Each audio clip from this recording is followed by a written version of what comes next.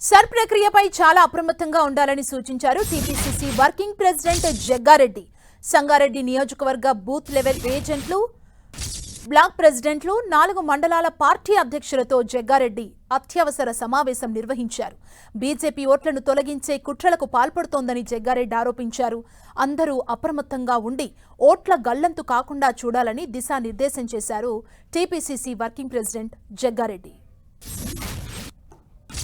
మన ప్రజాప్రతినిధులు అందరూ కూడా ఈ 15 రోజులు ఫుల్ టైం ఇచ్చి అందరూ బిఎల్ఓ ఆఫీసర్ వెంబడి బిఎల్ఏ మన నాయకుడు తిరగాలి. ఓకే, తిరిగే క్రమంలో సరే ఒకటి, ఈ మధ్యకాలంలో కేంద్రంలో బీజేపీ అధికారం ఉంది.